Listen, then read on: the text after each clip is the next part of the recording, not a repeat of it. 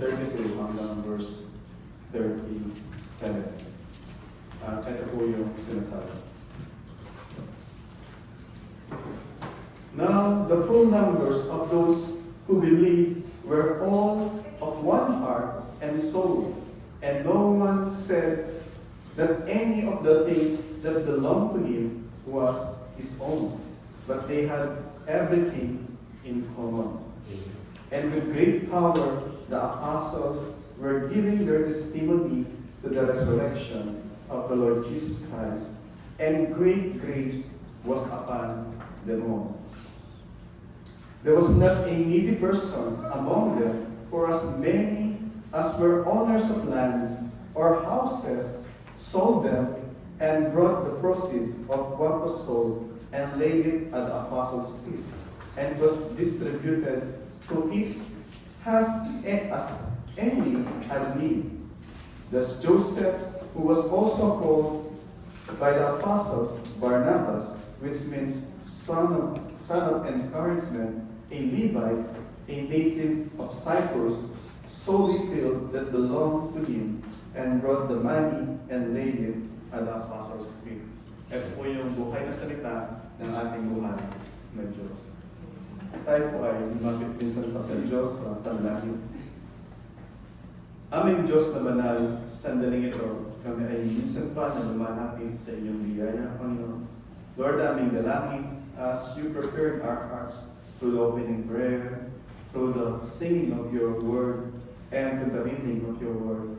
Father, it's our prayer that let your Holy Spirit minister in our midst, that your words, Panginoon, ay siyang patuloy na mag-inform, mag-conform, and mag-transform sa aming mga puso, sa aming mga isipan, so that lovingly, joyfully, and willingly, we will obey you, doon sa nais mo. Father, this we pray to the glory of your grace in Christ's name our Lord. Amen. Amen. You may please be seated.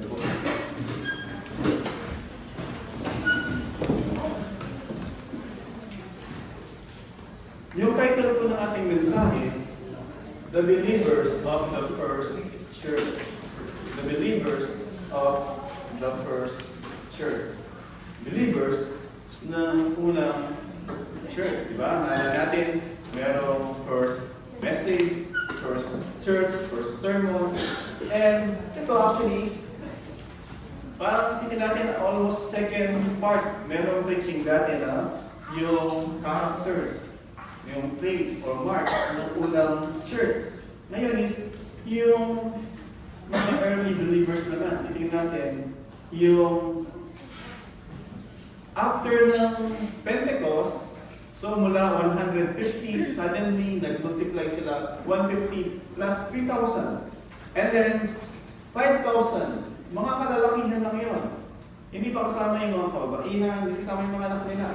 And imagine, yung mga nag-gather during sa araw ng Passover, ito ay galing sa iba-ibang lugar. Kagaya ng nabasa natin, si Barnabas ay taga-Cyprus.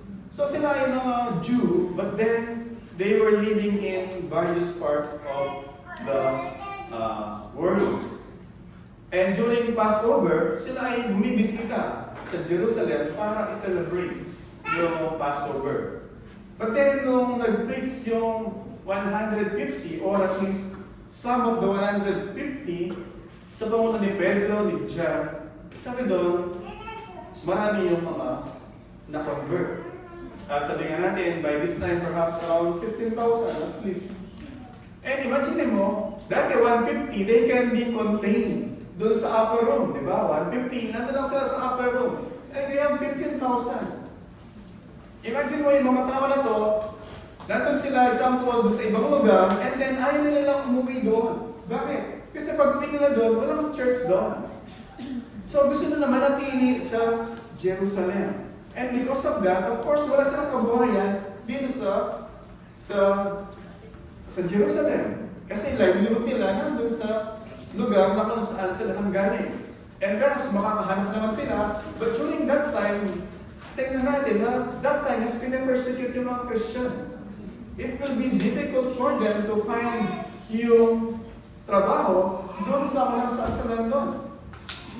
So point is, in times of trials, in times of testings ng church, makita natin paano nila niresolve yung kanilang challenges at hand. So, madami sila, kulang yung mga trabaho perhaps sa kanila, at kulang yung resources. Kung kulang man yung term na makita natin doon. But then, point is, makita natin kung paano yung early church niresolve nila yung kanilang mga pagsubok na pinakaharap. Same thing, kung paano nila niresolve dati. Same thing, yung paraan. How we can face yung mga challenges in order to continue yung commission na binigay ng Panginoon. Yung commission to be a witness of the risen Lord. So maraming mga challenges na ibabato si Satan, and perhaps sometimes it is God who will allow yung mga challenges na to for us to persevere, to strive sa kabila ng mga pagsubok na ito. So tingnan natin, sabi ko, yung konteksto niya, ang daming mga mananampalataya, and so may mga challenges sa kanilang kalagitnaan because of this sudden na paglago ng church. Sudden, hindi ibig sabihin unexpected, hindi. Within the plan po ito ng Panginoon. However, tingnan natin, so yung title ulit, The Believers of the First Church. Tingnan natin yung tatlong, pagdating sa verse 32, makita natin dito, yung sabi niya, now the full numbers of those who believed were of one heart and soul. So yung sa verse 32, makita natin dito, the believers of the first church were of one heart and soul. So yun po nang gusto kong makita nyo. May mga challenges na kinakangat. But how they resolved? They had one heart and one soul. Kita natin, yung mga Polish politician, di ba, during election, nag-join force, di ba, para mas maging matatag. And then after a while, sila na yung nagkatalo dun sa, di natin alam ano na mga dahilan, but point ko is, dalawang tao lang sila, dalawang partido, after a while lang, nagsisara na sila. But huwag na tayo lumayo sa mga politician. May dalawang magkasintahan, nagmamahalan sila. Right? After ng kasal, dalawang tao lang, and then hindi na sila magkasundo doon sa mga bagay-bagay. And then, so ano nangyari? Whether annulment, divorce, or separation at least para sa kanilang mga mata. Dalawang tao lang yun. Pero ito, 15,000 at least. They were of one heart and one soul. Paano nangyari yun? Right? Dalawang tao ang hirap kong pagsamahin. Pero, paano yung 15,000? How come? What was the secret behind? Bakit sila merong of one heart and one soul? Diba? Ano natin, going back, ano ba nangyari? They were filled by the Holy Spirit. They received the Lord Jesus Christ.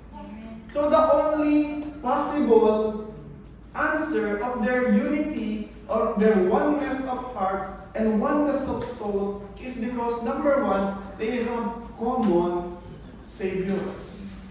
Lahat sila, they received the Lord Jesus Christ as their Lord. Pag sinabi mong Lord, lahat sila, they were under the Lordship of the Lord Jesus Christ.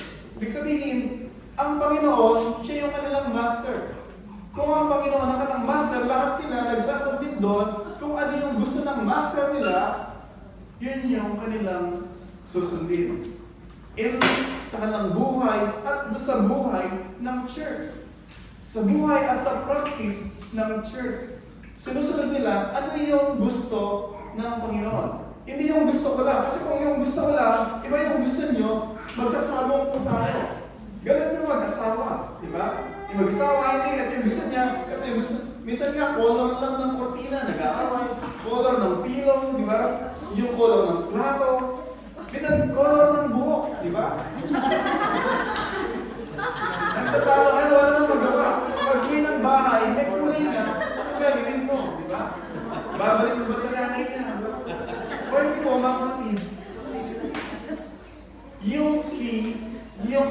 Pastor, bakit sila merong oneness of heart, oneness of soul? It's because, number one, they recognize that the Lord Jesus Christ is their Lord, is their Master.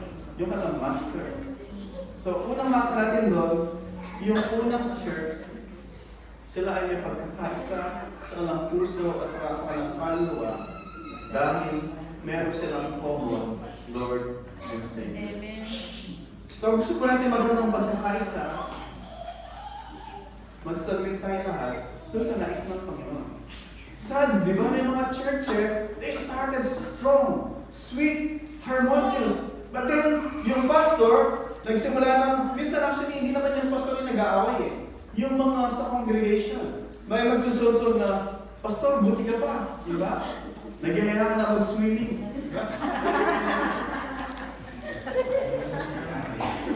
Si pastor, puro leksyon ng kawali. Pagka na-start ka na makinig, okay lang yan. Diba? Di bale, masaya naman tayo dito. Kaya mo sila doon. Pagka in-entertain mo natin, yung mga deceptive thoughts ng bawat isa, even ng isa lang, mga anak mo yun, mabilis. Then magkakaroon ng mga faction. Meron followers sa pastor, di ba? Ano nangyari kay sila Pedro o sila Pablo, di ba? May mga faction, may followers si Apollos, may followers si Pablo. Ano sabi ni Pablo? Sino ba napako doon? Si Apollos ba? Si Pablo ba? Kami ay mga lingkod lang ng Diyos. May nagtatanim, may nagdidilig, may nagtukultivate. Sino nagpapalago? Ang Diyos ang nagpapalago. Ano sinasabi doon ni Pablo? Ang kapag dapat makita natin, sabi ko kanina, it's not about us. It's not about the pastors, not about, kaya nga wala tayong mga, ang tawag, may mga ibang churches, meron silang star doon sa kanilang mga praise and worship team, di ba? Tapos sa atin, lahat tayo dito, may kanya-kanyang role, and yet, lahat recognize natin that it is the Lord. Lagi ang tinataas po natin sa church na ito. Hindi sinabang personalidad. Kahit kaano mo kagwapo, kahit kaano mo kahaba po, kahit kaano mo kaganda, it's not about sa individual po. It's about the Lord. At kung ganoon po, yung ating mindset, then we are guided. Guided tayo na pag merong nagkukos ng faction, then sabi natin na meron tayong isang Panginoon at siya yung kasusunod at kung ano yung gusto niya, doon po tayo. Then hindi po tayo maliligaw. Yun po yung meron yung unang church.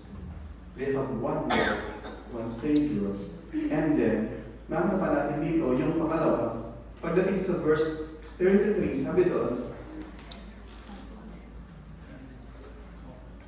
they have one soul and one heart and one soul, and that no one said that any of the things that belonged to him was his own, and that had everything in common. Sabi doon, they had everything in common. Makita po natin dito, pagtutuloy natin yung verse 33, pagdating sa verse 33, makita po natin dito, and great power of the apostles were giving testimony to the resurrection of the Lord Jesus Christ, and that great grace was upon them. Makita po natin dito, una, yung verse 32, titignan natin pagdating dun sa verse 36, mag-jump tayo mamaya doon, iwanan ko yung second part ng verse 32, pagdating natin dun sa verse 34, i-connect na po natin yun. Na sabi doon, ulit babasahin ko muna bago natin laktawin yun. Sabi niya, and no one said that any of the things that belonged to him was his own. But, sabi niya, but they had everything in common. Sabi ko nga, skip natin yun at i-connect na natin yun pagdating natin dun sa verse 34. Meantime, tingnan natin yung mensahe sa verse 33. Sabi doon, because they had one heart and one soul, ano yung nangyayari? Because they had one heart and one soul, sabi doon, and with great power, the apostles were giving their testimony to the resurrection of the Lord Jesus Christ, and great grace was upon them all. Sabi doon, hindi lang some, hindi lang ilang personality, but was upon them all. Marami dito kanina, they had oneness of heart and soul, and they had common testimony. Makakita niyo sa verse 33, yung testimony nila of the risen Lord. Kaya po natin, yung purpose, bakit ang Panginoon ay sabi niya, in-empower sila, they were given by the Holy Spirit, o given yung Holy Spirit na manahan sa kanila, to be with them and in them, is para maging witness sila. Acts 1:8, di ba? Ano po sabi sa Acts 1:8?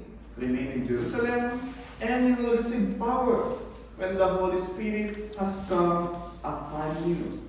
Hindi doon natatapos. And then, sabi doon, you will be my witnesses. Sabi ng Panginoon, tatanggapin niyo yung magiging witness ko kayo. Pero, after natanggapin niyo yung banal na Espiritu. Kasi siya yung mag-i-empower sa inyo, who will give you boldness and who will give you yung conviction and clarity of your message. So ano makatuto natin dito? Yung mga alagad, as they fulfill, as they obey yung Great Commission, God is empowering them. Bakit una? Because they have one heart and one soul, one message. Hindi sila kinakailangan mag-invent ng kung ano man, mga pakulo, para dumami yung church. Marami mga churches, pag nagparapol ka, mag-invite kayo next week, magpaparapol tayo ng ganitong TV, sino mo manalo, kahit bisita, then marami pupunta sa church. Pero pag wala ng raffle, wala na. Marami mga churches, every week may raffle. Every week, mayroong mga pakulo para puno lagi yung church. Pero yung mga alagad na to, pinipersecute po sila. And yet, sila ay patuloy na lumalago. Ibig sabihin, yung sumasa nila, ito yung mga sa kabila ng persecution, willing sila i-embrace and i-proclaim yung kanilang Panginoon na Panginoong Jesus. Yun po yung tunay na growth. Hindi po yung growth na ang daming masses, ang daming tao, pero wala namang relation sa Panginoon. At the end, praise God kung may both number and quality. Quality ng pananampalataya. Pero if you have just the number, without real relationship with Christ, better na meron kang few numbers, pero meron silang connection with Christ, relation with Christ, that is far better kesa pag siniyay mo yung meron isang puno na puro patay yung mga dahon, yung mga puro mga gray, mga brown. Sabihin, wala nang buhay, mga hindi na green. I-shake mo konti yun, laglag lahat. Kesa, meron kang maliit na puno, pero green lahat, last word green, i-shake mo lang siya i-shake, hindi mo sila manalaglag, kasi nakakapit talaga sila, may connection. Kaya nga po sabi, yung sa may gawing Batanes, nadaanan ng bagyo, di ba? Natin yung mga bahay, iba yung build nila. Pero hindi lang yung mga bahay. Even yung mga puno na nakatayo doon sa gawing baybayin ng dagat, kahit nabayuin sila ng mga malakas na hangin, mga bagyo, usually intact rin sila. Kasi the more na binabayo sila ng hangin, ng bagyo, the more na kumakapit yung ugat doon sa ground. Kaya, lalo silang tumitibay.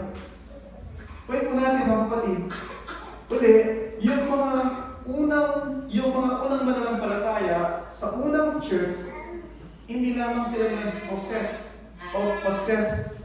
ng kanilang pagkakaisa sa kanilang puso, sa kanilang kaluluwa, sa kanilang pag-ibig, because they have yung one Lord, one message. That's why yung kanilang testimonya, yung kanilang mga witness ay very reliable and trustworthy. At marami, yung sabi doon, it was accompanied by great power. Yun po yung sekreto. Tara po natin, yung commission, yung command na binigay sa kanila is the same command na binigay sa atin. Yung sabi ng Diyos sa kanila, you will be my witnesses. Sabi naman Diyos na nagsabi sa akin, you will be my witnesses. The same Holy Spirit na ibinigay sa kanila, the same Holy Spirit na meron mo tayo. The same message na meron sila, it's the same message that we have, that we should proclaim. Pero, bakit nga ba ngayon, dati, ang bilis sa kabila ng mga persecution, yung mga tao, is still willing silang i-embrace si Christ sa kabila ng mga consequences na kanilang gagawin. Very sad, sabi ko nga kanina, yung churches ngayon is naging club, naging mga social gathering na lang na, parang minsan, fraternity, sorority, club. Wala yung, makita natin dito, pagdating natin sa point number 3, makita natin dito, sabi doon, they have one heart, one soul, one message, one Lord, and so convincing naman lang witnessing. But now, tingnan natin, many churches, ano nga, is hindi nga magkakakilala minsan. Minsan magkakakilala, but then sa gawa, it's very sad kung yung church napakalit and yet walang deep relationship sa bawat isa. Though we have to be careful sa relationship sa bawat isa, careful especially dun sa ibang kasarian, but then point po natin is, yung sila, nakita natin dito, meron silang one heart, one soul. Tapos nandun yung kanilang una, clear na understanding doon sa kanilang Lord, doon sa kanilang mission. Yung Lord nila, kilala nila, yung mission nila, alam ko nila. Yung problema sa maraming churches, hindi na alam yung Lord nila. Hindi alam yung Lord nila because they don't spend time to know their Lord. They don't spend time to know yung kanilang Master. Hindi nila alam yung kanilang mission because akala nila yung mission nila is to be an entertainment doon sa church. Kaya marami mga churches, di ba? Minsan yung preaching is 15 minutes, yung kantahan, 1.5 hours, and then after na mga kantahan, meron pang mga drama sa harapan. It's naging entertainment. Then, puro palakpakan lahat, puro hiyawan. Yung church is, ngayon is para ma-entertain yung mga tao, para hindi antukin, para manatili silang gising. Yung mga churches tuloy, instead na seriously preaching yung mission na binigay ng Diyos sa mga mananampalataya, busy sila na mag-isip ng mga joke, mag-isip ng mga caricature, para yung congregation manatiling gising. Kasi mostly, naantok lang din. Challenge talaga na manatiling gising pag nagising kang madaling araw. Diba? Pero, banda ko naman po natin, yung reason behind bakit po tayo nandito at bakit natin ginagawa. Yung mga ginagawa natin, it's for us to strengthen one another para together we have the strength for the witnessing of the gospel na binigay sa atin ng Panginoon. Alam mo natin, lahat ng ginagawa natin, yung fellowship, yung lahat ng mga ginagawa natin, mga fellowship, yung mga Bible study, prayer meeting, devotion, lahat po lang yun is to strengthen us, to revitalize us, para yung ating witnessing, meron tayong alam. And yung ating alam is supported siya ng buhay. Ng buhay natin, na nabubuhay tayo in life doon sa message na pinoproclaim po natin. Hindi po tayo nag-gather, hindi tayo nag-swimming lang for the sake lang na mag-enjoy, but to strengthen. There's some down po tayo minsan. And kinakailangan na simpleng topic lang, simpleng kwentuhan, we are being rejuvenated. Diba? Sumisigla tayo ulit. Para tayong uling na nagbabaga, o tayo ay sometimes nag-spark na lang. Pero pag nasama ka, doon sa mga kapatid na nag-aalam, muli, babalik yung sigla, babalik yung init po natin. Maraming mga iba ay nahanap nila yung init doon sa ibang bagay. Pero tayo, bilang mga magkakapatid, yung init na binibigay ng Banal na Espiritu sa atin, siya yung ating langit na hinahanap. Because we have one heart, one soul, one Lord, one message, and one gospel na sinishare po to advance yung Great Commission. Amen. Muli po mga kapatid, lahat na ginagawa natin is for that end, to proclaim yung mensahe ng Panginoon, to be a witness. Before, bago, I think 1 year ago, same na mga ganitong mga taglamig na, nandun tayo sa MOE, merong nagdala ng Pizza Hut, merong nagdala ng kung ano pa man. Ano tayo, sama-sama tayo sa then, it's good na minsan lang natin ginawa, di na ulit. Diba?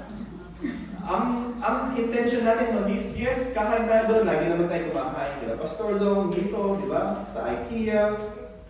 Ginawa natin doon para makita natin na to find perhaps na opportunity, merong mga nag-iisa doon, pero tayo dapat nag-iisa. So, may partner, di ba? Para makita doon na, isa pa kayo, kaya mo. Minsan mas effective actually nandun sa MOE, doon sa kainan, di ba? Pero mag-isa lang, wala siyang kasama talaga. Then, nakita niyo kayo, masaya kayo, nagkakainan. Wala lang, karakti lang, di ba? Pero, hindi niya alam ba, hindi niya na-express, basta ang saya-saya niyo. Yung hindi niyo, genuine talaga. And then, narinig na, yung trabaho niyo, puro problema din, pero nakangiti kayo. And then, sabi niya, pwede ba sumama sa inyo next week, eh? And then, sumama siya by God's grace. And then, nakarinig siya ng salita ng Panginoon. At sabi niya, balik ako next week, ha? Kasi parang home na home family yung pangyayari sa inyo. At parang nakakagutom. Hindi yung gutom na niluto dun sa kasulong. Nakakagutom yung salita ng Panginoon. And because of that, yung witnessing natin, supported siya, hindi lamang ng pinapangaral, bagkus ng mga buhay natin. Hindi lang yung buhay ng isa, yung buhay ng bawat isa. Na yung kapangyarihan ni Kristo ay buhay at totoo sa atin. Kaya nga, dati, di ba, there was a time na walang pong Sunday na walang bago sa church. Lagi merong bago. There was a time. Lagi kami nagbibiro ng Sister Joy, dati sabi niya, kailan kaya mapapatid ko? Hindi dahil sa gusto niya mapatid. Kaya lang, alam niya, time will come na mapapatid yun. And soon enough nga, napatid. It's not dahil sa, perhaps, it's not dahil sa wala nang ma-invite. Hindi dahil sa wala nang ma-invite. But somehow, along the way, we became cold. Marami dati na, really, marami, masakay lang sa metro, hindi na makontain. Hindi makontain yung nararamdaman. And really, they will step forward, kahit na doon sa nahihiya, nag-step forward sila na magtatanong, saan po may galing? Gusto niyo po sumama sa amin next week? Ako po, sige nito. Gusto niyo po, sama ko kayo next week. Kasi, minsan, madalas hindi niyo expect na kawawa sila.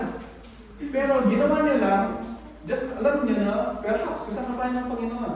Pero most surprisingly, sabihin na lang ako po, yes, sama ko saan po kayo. Diba? Meron pa ako magsabi, on the spot, ay hindi po ako sa doon. Nag-church din kasi ako. Pero, marami na mga na-invite, and nandito pa sila. Diba? Diba nga, yung iba nga, sila mismo yung lumapit eh. Nakita lang naka-base, naka-palda. Tapos, ay galing sa church yun, sabi niya. Tapos, pwede po kayo sumama next week. Then nakita lang naka-palda. Kasi nakita na naka-ayos. Nagtanong kung nag-church. Pwede po makakatid. Yung early church, ito yung kanilang ginagawa at ito yung kanilang witnessing dati na manifested yung panalangin ng Panginoon Jesus.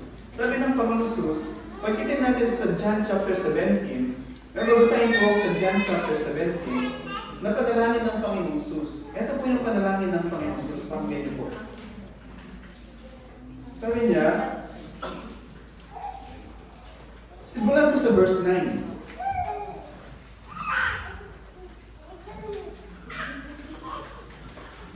O simulan ko sa verse 8 ng John chapter 17. Ito usually tinatawag na high priestly prayer ng Panginoon Jesus. Bago siya hulihin and ipako sa krus. Ito yung pinakamahabang panalangin niya.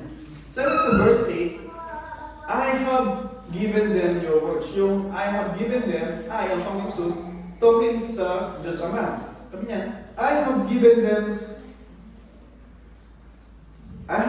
them the words that you gave me. Sabi niya, yung words na binigay mo sa akin, binigay ko sa kanila. That's the message, di ba? And sabi niya, and they have received them and have come to know the truth that I came from you. So sabi niya, yung mensahe binigay mo sa akin, binigay ko sa kanila at tinanggap nila. At nung tinanggap nila, nalaman nila ang katotohanan na ako ay nagmula sa iyo.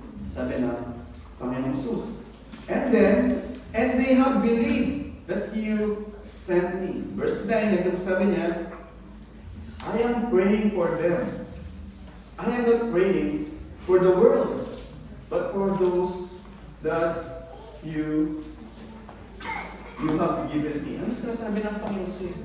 Very precisely, sabi niya, pinapanalangin ko sila. Hindi pinapanalangin ng buong mundo, sabi niya. Sino pinapanalangin ko? Yung mga binigay mo sa akin. Ito yung mga mananampalataya. Ito yung church.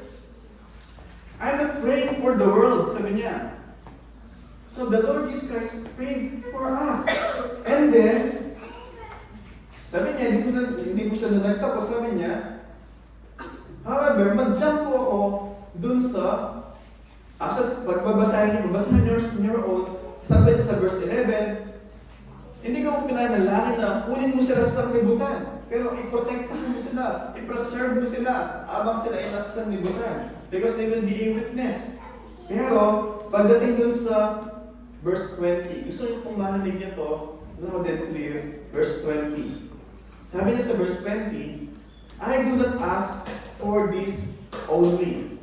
Sabi niya sa verse 9 kanina, I pray sa mga binigay mo sa akin. Hindi yung pinapanalangin yung buong mundo, sabi niya. Pero pagdating sa 20, I do not ask for this only. Sabi niya, hindi lang ito yung mga pinapanalangin ko. O sino pa ngayon pinapanalangin niya? Kasunod, sabi niya, but I pray for those who will believe in me through their word. Ano sabi doon?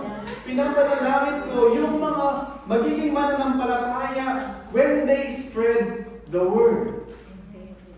Ibig sabihin, bago po tayo mag-share, bago tayo mag-witness, Christ is interceding na somehow, na merong magiging fruit yung ating pag-witness.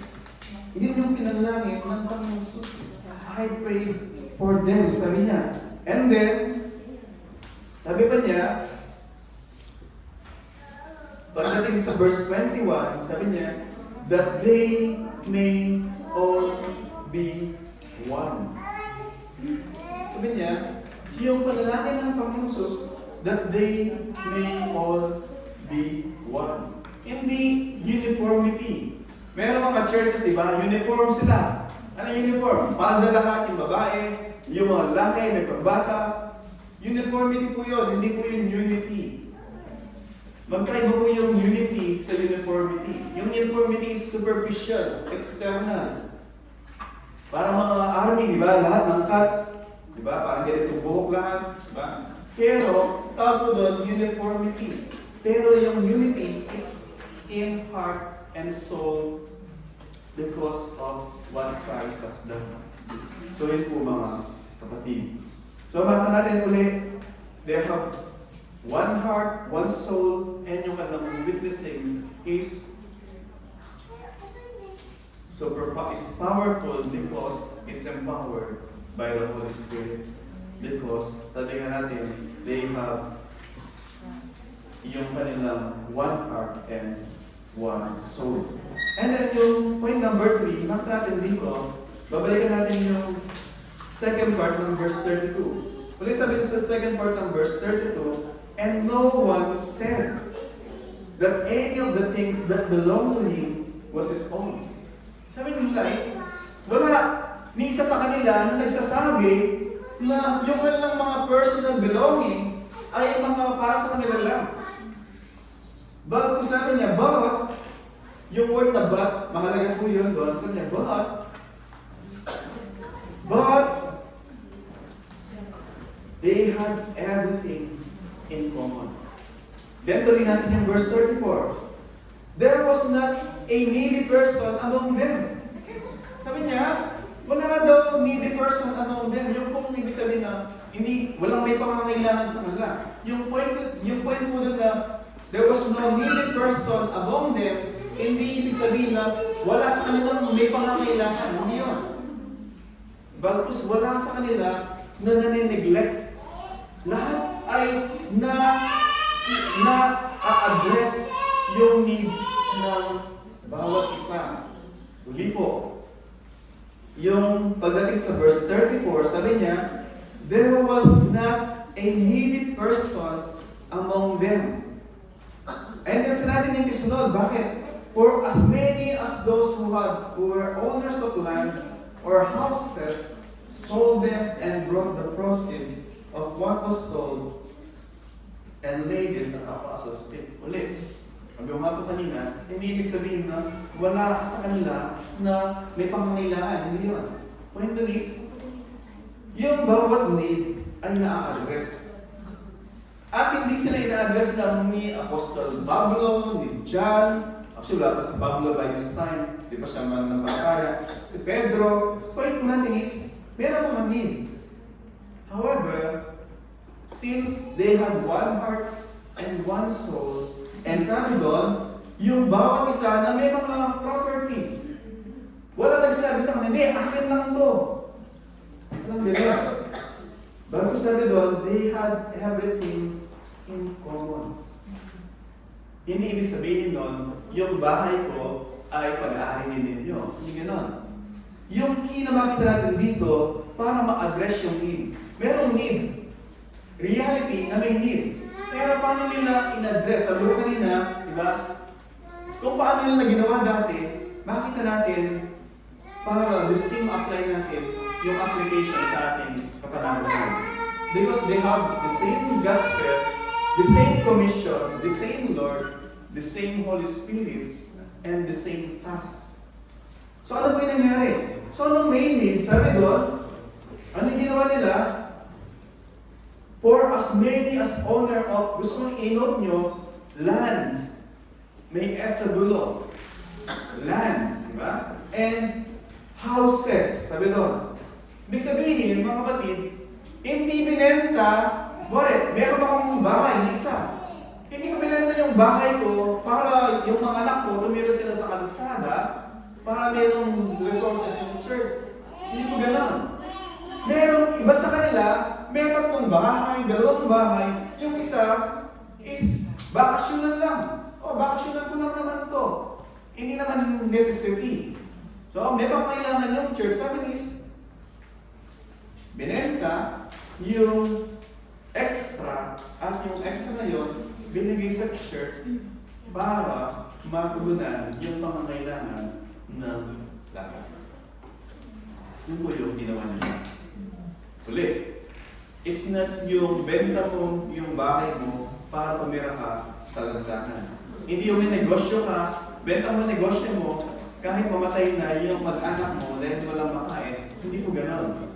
O yung padala mo sa pamilya mo, bibigay mo sa church para walang pag-enroll yung anak mo para may pang-aral yung anak mo kapatid sa church. Hindi po ganon, mga kapatid. Pwede po natin is, tutuloy natin para makita natin yung context ng pasahe. Sabi niya, and sold them and broke the proceeds of what was sold, and then sabi at laid it at the apostles' feet. Una sabi ko kanina, hindi lamang sila mayroong one heart and soul, yung powerful testimony nila sa verse 34, but pagdating yung half ng 32, verse 34 hanggang sa verse 37, makita po natin dito, yung the needs of the church were ina-address po nila corporately. Ano po yung point doon? Bilang isang household, na-identify na, number one, na-identify nila yung mga genuine need. Iba yung need dun sa wants. Dapat maliwanag yun. Dapat maliwanag yung wants at saka sa needs. Time ago, nung sa Abu Dhabi pa ako, meron lagi, hindi man lagi, o minsan, hindi madalas, hindi sobrang madalas. Lagi, pagka bayaran na ng bahay, lagi namihirap. Sabi ko, hindi ba regular yung bayaran ng bahay? Pagka po gano'n, para sa akin is, pag regular yung bayaran ng bahay, dapat every month, pinaghahanda mo yun. Kung every month, pinoproblema ko yun, ibig sabihin, something wrong dun sa, along the way sa budgeting. So, kinakailangan mong i-address yun. Kasi, need mo yun. Diba? Hindi siya one. The point is, before anything else, dapat fix yung nabayarin, dapat ilagay mo agad dun sa budgeting mo, yung bagay yun. Tapos, meron isang manganganak yung kanyang asawa. Sabi ko, yung panganak, usually 9 months. Diba? Hindi ka maggagawol dun sa pagdating ng 9 months kung saan ka makukuha ng pang-cesarean. Diba? Whether cesarean, normal, point is, alam mo, after 9 months, say nalaman mo buntis yung asawa mo, month number 3, pero kapag 6 months, parang pagandaan. Diba? Hindi pagdating dun sa month number 9 na mga nakabuwanan na, kaarawan na, at saka problema na, basta mga kasi anong emergency. Di emergency yun. Dapat pinaghandaan mo yun. Doon paano pinaghandaan mo, doon kung ano mang ginawa mo dati mag-asawa, dapat yung araw ng panganak niya, pinaghandaan din po. So point ko, bakit ko sinashare to? Point is, dapat mga tao, alam din natin na i-train sila na maging discipline sa kanilang stewardship.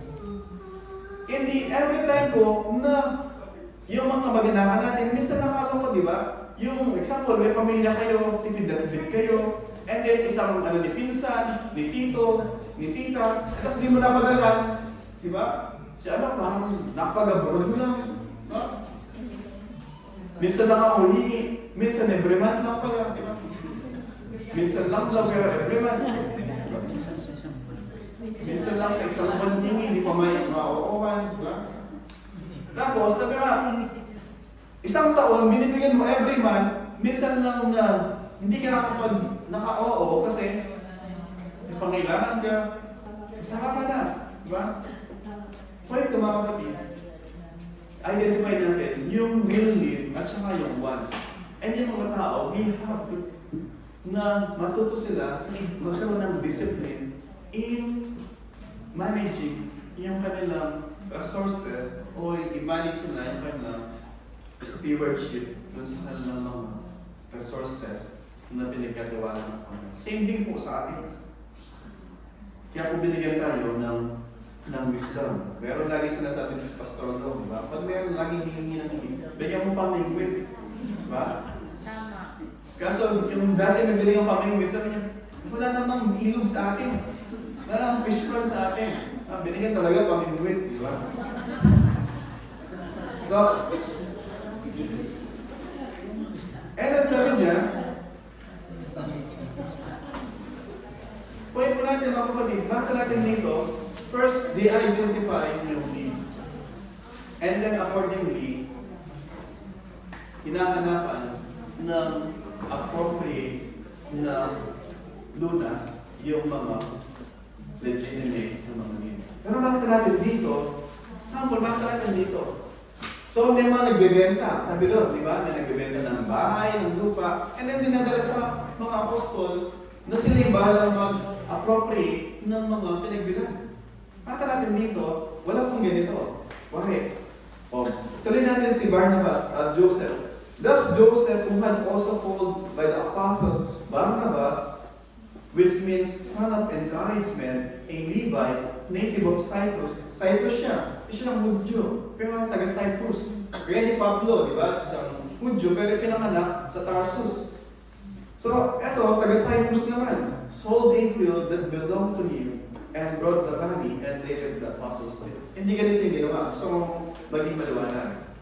Si Barnabas, so pinagbili niya yung lupa, hindi niya sinabi, oh, Daisy, may need ka, eto. O Abby, may need ka, eto. Hindi. Yung credit is binigay sa church, binigay sa Panginoon. Binigay sa church, o church, kayo mag-decide. Sino yung legitimate na pangailangan. Nagkita po yung pagkakaiba. Meron pagkakaiba kung magbenta Sister Jovelyn ng kanyang baka, 10 baka, tapos bigay niya kay Brother Joseph, kay Pastor Joseph, yung pinagbilan, sabi niya, pangbinyag ni isang. Kesa, bigay niya sa church, and then yung church sabihin na, okay, we need si Pastor Joseph, we need si ganito. Yan yung glory, hindi kay Sister Jovelyn. Tapos sa Panginoon, glory pa rin in the church. Ganun po yung ginagawa ko nila. Pangalawa, bakit natin dito, as they see yung may mga need. Hindi yung wari, nalala niyo yung mga Israelita mula sa wilderness. Sabi ng Panginoon, each day, kukuha lang kayo ng sapat sa araw na ito. Huwag kayo kukuha ng sobra. Sabi niya, ba? At pagdating lang kasi Sabat ay hindi kayo lalabas, so kung kayo ng sapat lang, kahit yung bukas, huwag kayo kukuha, so sapat lang kukunin nyo. Pero may mga buwakaw, kukuha sila sobra-sobra, ano nangyayari? Napapanis. Diba? May natin is, yung early church, may mga need, totoo may mga need. Pero, pag nag-distribute na, hindi sabihin ng isa, hindi, mas kailangan na natin para sa future na magiging anak natin. Walang gano'n. Yung need at the moment, yun muna yung ina-address na. Magkakanak ka in the future, maybe after 9 months, di ba? So, i-address natin siya kaya. Pero meantime, mayroong need at the moment, yun yung ma-address. Pero ikaw, kung nagpaplano kang mag-anak, kaya mo yun, hindi ka magplano, meantime noon, pagplanuhin mo yung bagay. Point is, walang mga oportunista dun sa church na, hindi, merong binenta si Barnabas na lupa. Sabihin natin na may pangailangan din tayo na ganito. Nagiging mo yung point ko, merong need. Pero yung believers, yung mga mananampalataya, alam nila mismo ano ba yung need lang nila at the moment. Hindi sila nagana bigyan doon sa kanilang need. Pagka gano'n kasi bigyan na kinuha mo, yung iba na nangangailangan din, sila yung masusure. Nagiging po yung natin.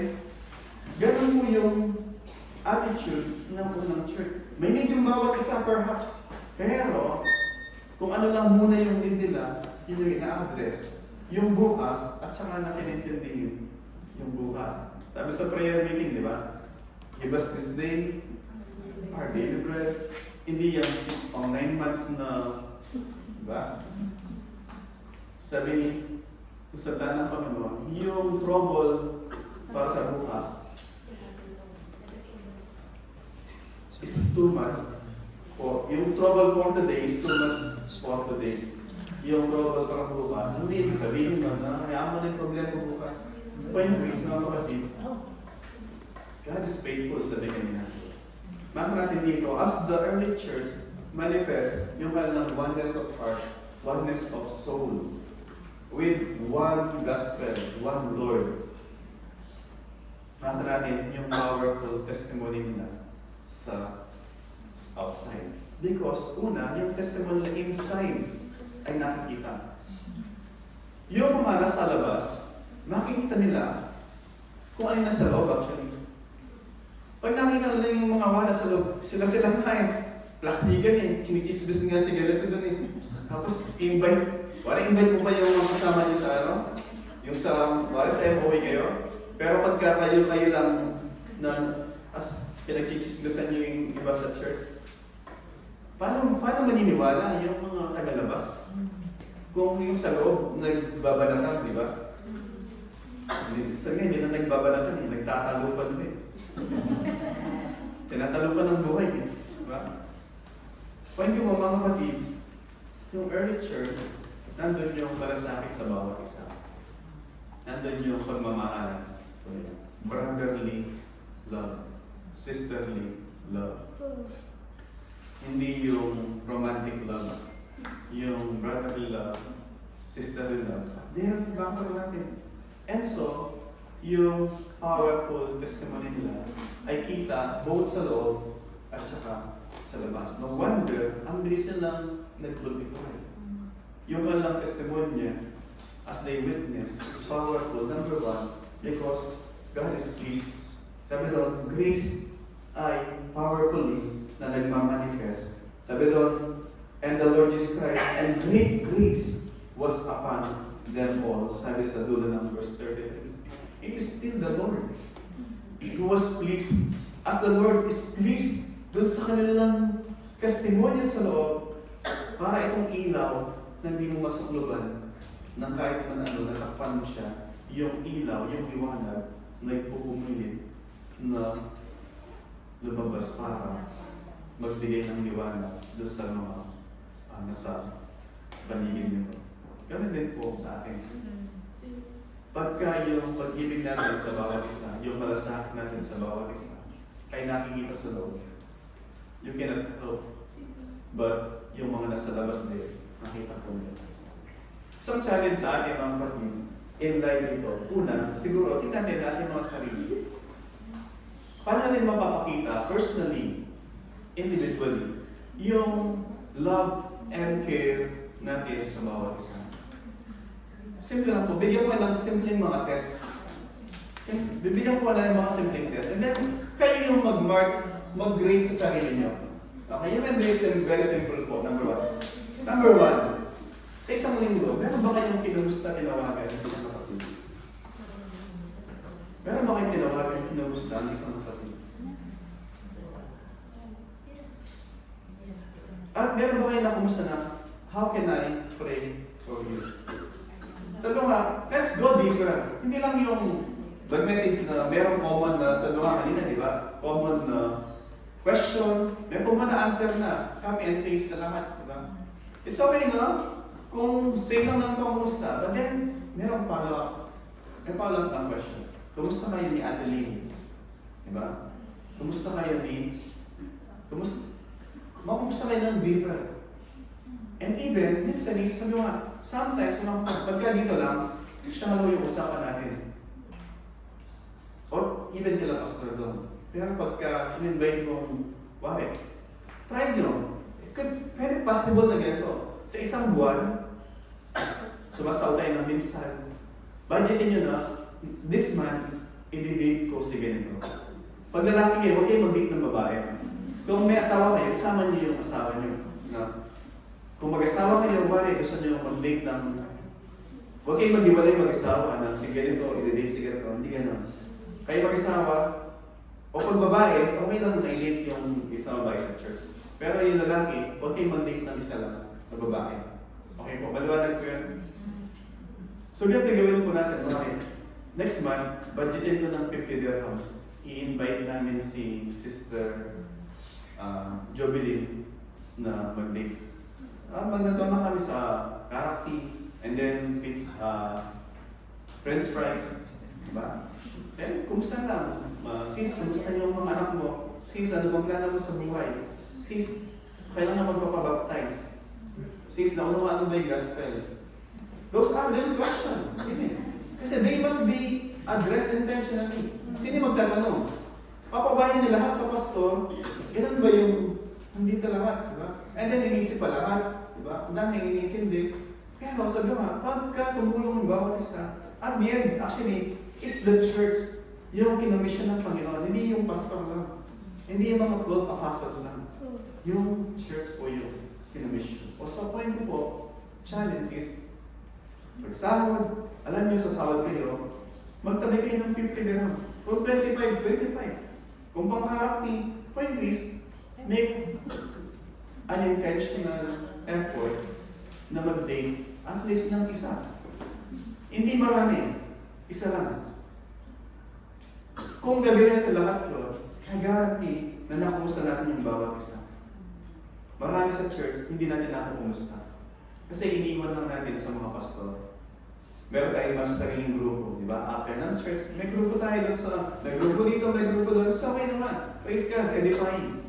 Pero, have we tried na, sis, tayo mo ng dalawa, ibalin mo tayo sa kami. Tapos, wari kung ganito gawin nyo. Example, 6 kayo. Sis, tayo mo na doon, tayo dito. As, pwede bang pag-usapan natin ito intentional?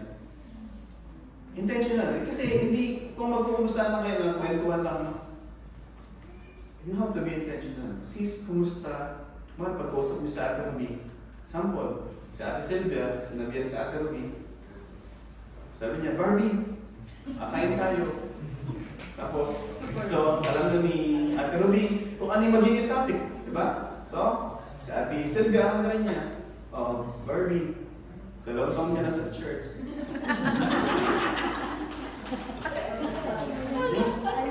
Yung point ng quiz, it has to be intentional. I guarantee you, pagka kung gano'n ginawa natin, point quiz, lalalim yung relasyon natin. Hindi lang nila naman na totoong concern tayo sa kanila. Bagkus, gagamitin niyo ng Panginoon as He did sa church po dito sa early church. Bakit? Ma-address po yung genuine need. Alam po natin, masaya tayo na sama-sama, pero there's a deeper need po aside sa magkakasama ng tao. Every Sunday, kila Pastor Long at saka dito. Unless na ma-address po, may isang kwento na isang doktor, yung mga lasing na aksidente dahil sa uminom sila, ginagamit niya, si Martin Lloyd Jones. And then, after gumaling na, iinom naman sila, ma-aksidente naman, magagaling. Sabi niya, parang yung trabaho, sabi niya, doesn't have any meaningful na, sabi niya, meron kasing, o pinapagaling yung mga tao physically, pero only to do the same thing again and again. Pero sabi niya, pero kung habang pinapagaling sila, ginagawa ko surgery, na-share ko si Christ. Paglabas nila, hindi na sila inom perhaps. They will become a new person. Then sabi niya, nagawa ko yung pagpapagaling sa kanila physically, pero above all, pinasangkapan ng Panginoon, yung aksidente na yun, para maging appointment ng Panginoon sa kanila. Point is, yung point niya doon, he has to be intentional. Parang ginagawa niya yung dapat niya gawin. Pinapagaling din. Pero, sa kanyang puso, sinet niya, kinakailangan ma-share yung gospel sa mga tao. Pero hindi po sa atin. I guarantee you, every day, meron tayong nakakasakay sa metro, sa park, ng mga tao na hindi pa Christian. Minsan yung ibang tao, meron kami sa bahay, pagsama na elevator, talagang hindi nakatingin, talagang gano'n. Binati ko kami sa, hello po, naman lang din. Ayaw talaga, yung kapitbahay namin, ayaw sa kabilang side. Sabi ko, gano'n na, siguro, naingayan dati, nagpa-practice tayo. Ayaw na kami makita na, ayaw talaga kami kahit naman, minsan, nakasabay namin sa elevator, ang bilis talaga, sinamahin ko nila na, same kami elevator, sabi ko, same kami, kaya pa yun, mga kapatid. Yun, kasi maingay kayo natin, lagi sa bahay. Kaya yun. So, yung point is, sa bawat sandali, meron tayong makakasakay sa metro, sa MOE, sa Baguta, na mga hindi pa Christian.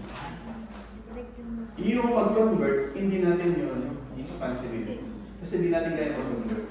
Pero yung mag-share, kaya po natin. And before even attempting na mag-share, pray, Lord, please help me. I want to obey you. Lord, please help me. Kasangkapanin niyo po.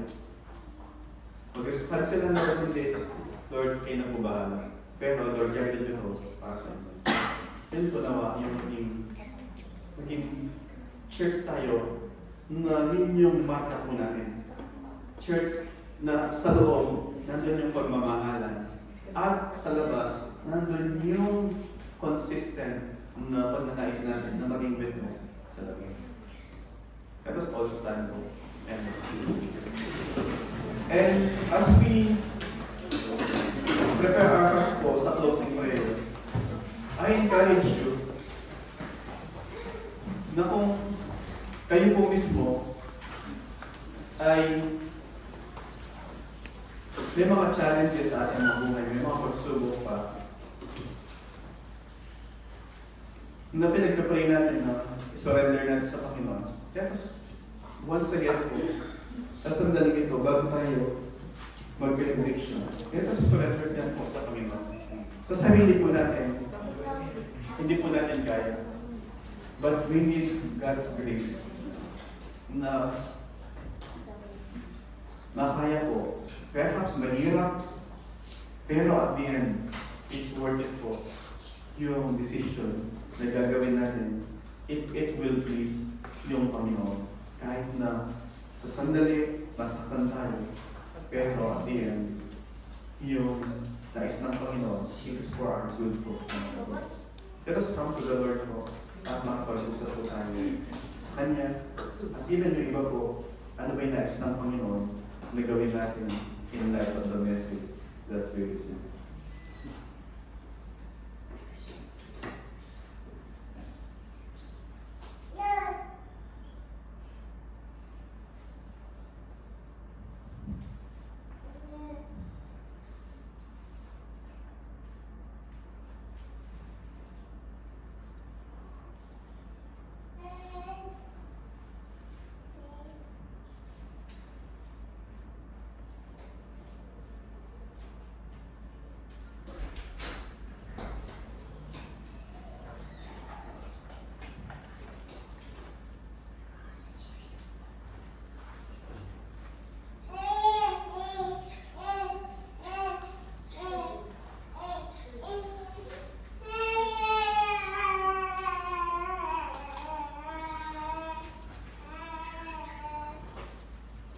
Lord, maraming salamat, Panginoon, dahil binigyan niyo po kami ng living example ng ginawa niyo sa first, yung mga believers sa early church o sa first church, Panginoon.